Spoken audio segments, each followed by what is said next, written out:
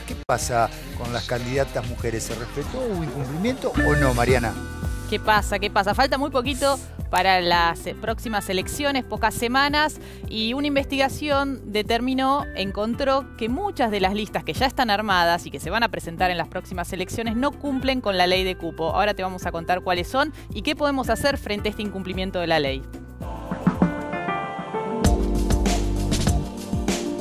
La ley de cupo femenino fue sancionada en 1991 y puso al país a la vanguardia en relación a la participación femenina en política, porque establece que las listas electorales deben tener un mínimo del 30% de mujeres candidatas y en proporciones con posibilidad de resultar electas.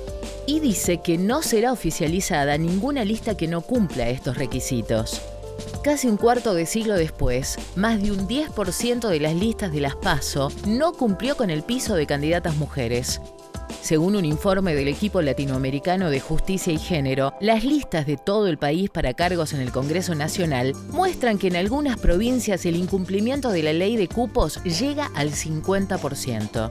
En Vivo en Argentina abogamos por los derechos de las mujeres, así que vamos a tratar de saber por qué aún hoy la participación de la mujer sigue siendo una deuda de la clase política, si hay lugares y partidos menos dados que otros a sumar mujeres a las listas, y lo que es más llamativo, ¿por qué la justicia avala listas que no representan la ley?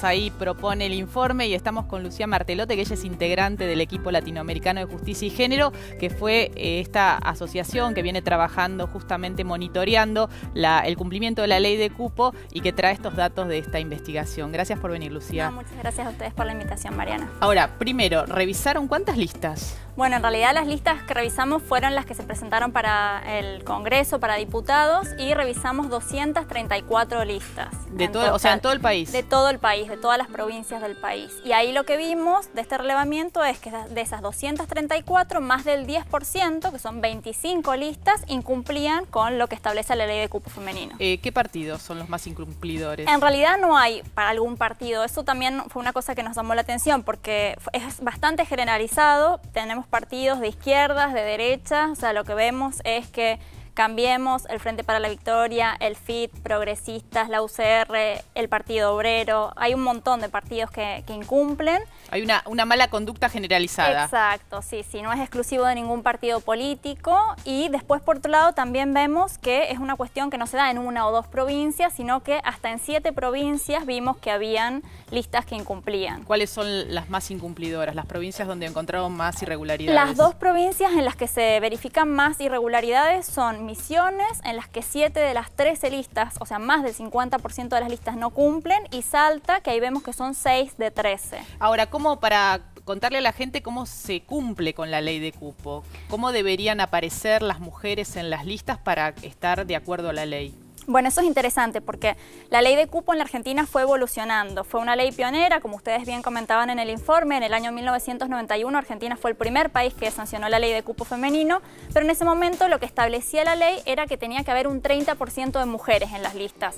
Entonces, ¿qué pasaba? Las ponían al final, ¿no? Exacto, justamente. Lugar 20, 45, nunca iban a resultar por ahí elegidas, ¿no? Entonces, bueno, fuimos avanzando con diferentes acciones de amparo y los decretos reglamentarios. En el año 2000 el primero y en el 2005 otro decreto, que lo que van haciendo es tratar de que estas trampitas que hacían los partidos políticos no puedan hacerse y que las mujeres tengan que estar en el 30%, pero con posibilidades reales de ser electas. Lo que hay que contextualizar, ¿no? ¿Por qué es importante una ley de cupo y por qué fue tan importante en ese momento? Porque es una forma de discriminación positiva, es decir, hay un análisis, un contexto en el cual se sabe que a las mujeres les cuesta en las agrupaciones políticas acceder a los lugares de poder. Por eso es necesaria una acción de discriminación positiva donde se impone que mínimamente tiene que haber este cupo de un 30% en cargos de ser electos. Y lo que es interesante es que esta ley, que ha sido pionera en el mundo, lo que generó es que hoy en la Argentina tenga uno de los congresos nacionales con mayor porcentaje de mujeres, cerca del 40% a nivel nacional. Y esto es muy importante, porque no es que las mujeres sean mejores que los varones en términos de por qué tienen que estar en una banca en el Congreso, sino porque representan a la sociedad, siendo que somos más del 50%. deberíamos ser más del 50% en las bancas de diputados para tener una representación democrática, ¿no? Este es el fundamento por el cual se imponen o se impulsan este tipo de normativas. De leyes, exacto. Y lo que vemos también que Argentina funcionó como una especie de difusión y a partir del caso argentino muchos países, no solo de la región, sino del mundo, en América Latina ya 17 países cuentan con leyes de cupo. Las últimas 2 que sancionaron fueron Chile y Uruguay, que recién en estos años, en Uruguay en el 2014 y en Chile ahora en 2015 se sancionó la ley de cupo, pero lo que vemos también es que si bien es verdad que Argentina a nivel mundial tiene un nivel de mujeres bastante alto, elevado, cercano al 40%, esta ley de cupo también ha funcionado un poco como un techo, ¿no? Exacto. Es como, no más que esto. No más que esto, y lo que vemos, que nos llamó bastante la atención, a 25 años de su sanción y siendo una ley pionera, todavía hay muchos partidos políticos que incumplen con esta ley, entonces es necesario mantener una actitud vigilante por parte de la sociedad civil, por parte de las mujeres que pertenecen a los partidos políticos, pero también nosotras apelamos al rol de la justicia electoral, ¿no? A ver, vamos por partes. Ustedes hacen esta investigación y encuentran estos hallazgos que hablan de un incumplimiento de la ley. No es que no nos gusta tanto, no, se está incumpliendo la ley. ¿Qué se hace frente a esta situación, dado que las elecciones falta muy poquito? Falta muy poco, exacto. Lo que pasó fue que nosotras detectamos estos incumplimientos por diferentes motivos. Veíamos que hay algunos partidos políticos que no cumplen con este 30%. ¿Las ponen más abajo a las mujeres? ¿Cuáles son los incumplimientos? Algunos partidos, los menos, ponen menos del 30% de mujeres, pero esos son los menos. El mayor incumplimiento se da en que la ley de cupo y los decretos posteriores lo que establecen es que tiene que haber alternancia. Claro. No puede haber más de 2 varones seguidos para cumplir también con ese 30%. Y lo que vemos en muchas listas es que hay 3 hasta 4, en algún caso identificamos hasta 5 varones seguidos y después una mujer. Entonces este es uno de los grandes incumplimientos. Y después otro incumplimiento que vimos fue que muchos partidos políticos no integran a mujeres en los cargos de suplentes, con lo cual también eso... ¿Y qué pasa con la justicia electoral, que es la que valida las listas para que puedan ser presentadas? Exacto, bueno, entonces nos llamó la atención y pedimos una reunión con la Cámara Nacional Electoral y lo que vimos, lo que nos decían es que en la ley que establece las primarias en el año 2009, las PASO, no se especifica directamente que sea la justicia electoral la encargada de la oficialización, sino que son las juntas partidarias, es decir, que ellos mismos, PASO, o sea, los mismos partidos deben controlarse. Exacto, ahí está la trampa. Debería ser claro, no, en este caso de las PASO, la justicia electoral no puede actuar de oficio, sino que tienen que ser o las mujeres de los partidos políticos que ven que se están incumpliendo sus derechos o la sociedad civil, como en nuestro caso, que identifica estos incumplimientos. Entonces, frente a esto, lo que pudimos hacer y que esperamos que surta algún efecto con respecto ahora a las elecciones de octubre